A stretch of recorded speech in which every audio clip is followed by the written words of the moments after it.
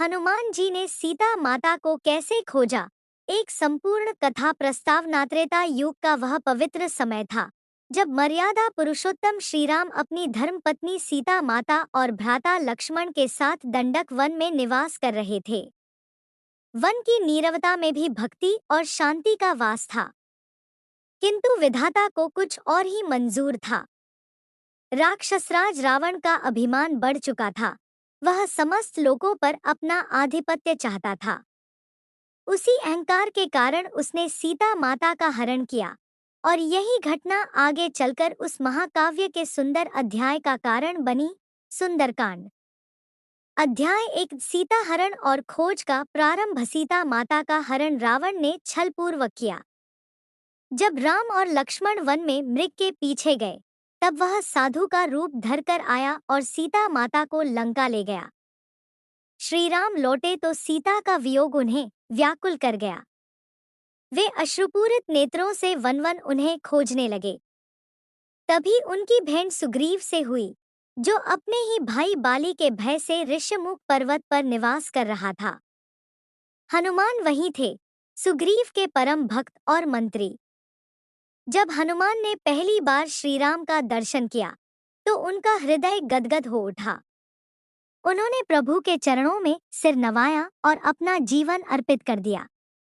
श्री राम ने उन्हें अंगूठी दी और कहा, हनुमान, तुम बुद्धिमान, बलवान और निष्ठावान हो। इस अंगूठी को सीता तक पहुंचना है। यह मेरे प्रेम का प्रतीक है।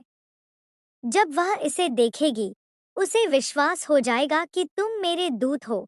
इस प्रकार प्रारंभ हुई सीता माता की खोज यात्रा।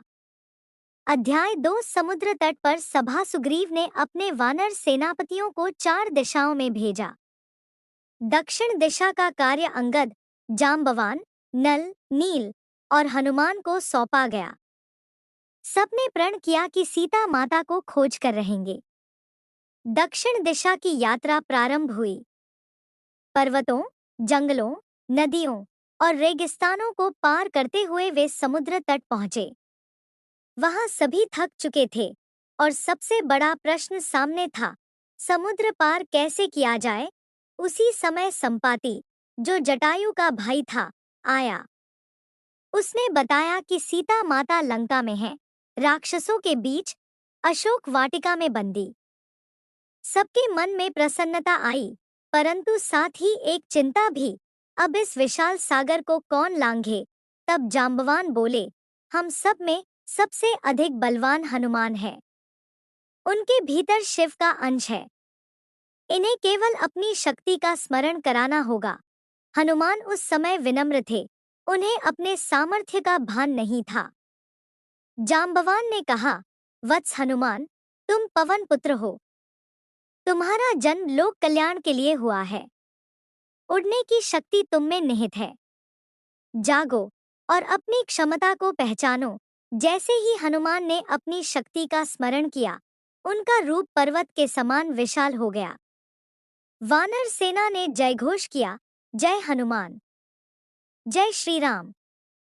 अध्याय 3 समुद्र पार का महासंकल्प। हनुमान ने अपने मन में प्रभु श्री राम का स्मरण किया।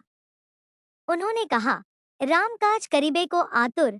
फिर उन्होंने पर्वत की चोटी पर चढ़कर अपने शरीर को विशाल किया और एक ही छलांग में आकाश को चीरते हुए सागर पार करने को तैयार हो गए। सागर ने भी प्रणाम किया, क्योंकि वह जानता था कि यह छलांग केवल बल की नहीं, भक्ति की थी। वह उड़ते हुए आगे बढ़े। रास्ते में 3 महान बाधाएं आईं। 1. मैनाक पर्वत, जिसने कहा, हे वानर श्रेष्ठ, सागर ने मुझे तुम्हें विश्राम देने भेजा है। हनुमान ने आशीर्वाद दिया, राम काज न बिसारी सकौं, विश्राम बाद में होगा, और आगे बढ़ गए। 2. सुरसा देवी, नागमाता, जो देवताओं की परीक्षा के लिए आई। उन्होंने अपना मुख फैलाया, जो भी लंका की ओर जा रहा है, उसे मैं निगलूंगी। हनुमान ने कहा, तुम्हारी इच्छा पूर्ण हो। वे स्वयं छोटे होकर उनके मुंह में घुसे और तुरंत निकल आए। सुरसा ने कहा, विजय हो वत्स, तुम्हारा मार्ग शुभ हो।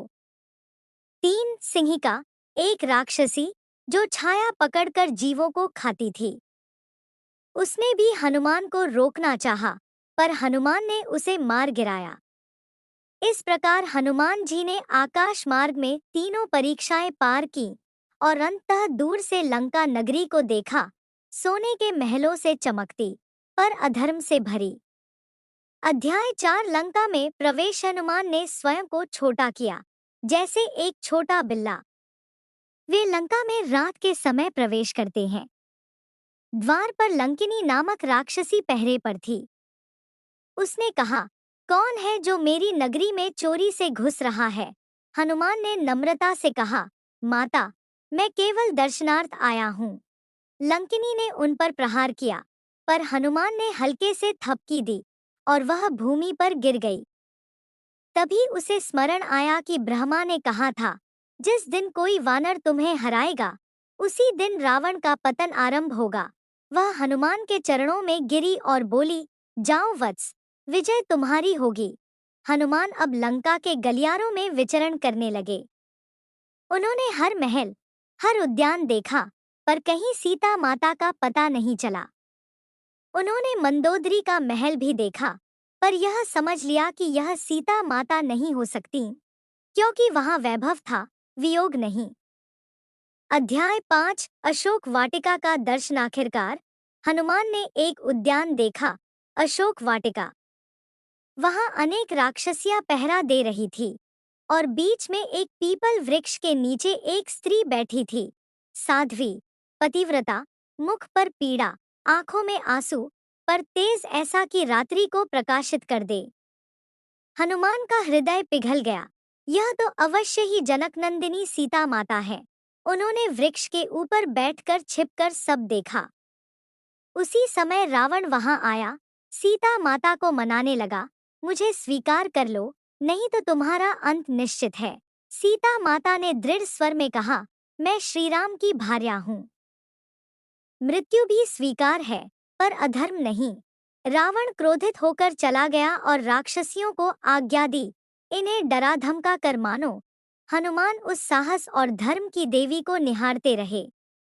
जब रावण चला गया, तो वे वृक्ष से नीचे उतरे और मीठे स्वर में बोले, जनक नंदिनी, भय मत कीजिए। मैं श्रीराम का दास हनुमान हूँ। उन्होंने श्रीराम की अंगूठी आगे बढ़ाई। सीता माता की आंखों से आंसू बह निकले। क्या मेरे आराध्य ने तुम्हें भेजा है? हनुमान बोले, हाँ माता, वे आपको शीघ्र मुक्त करेंगे।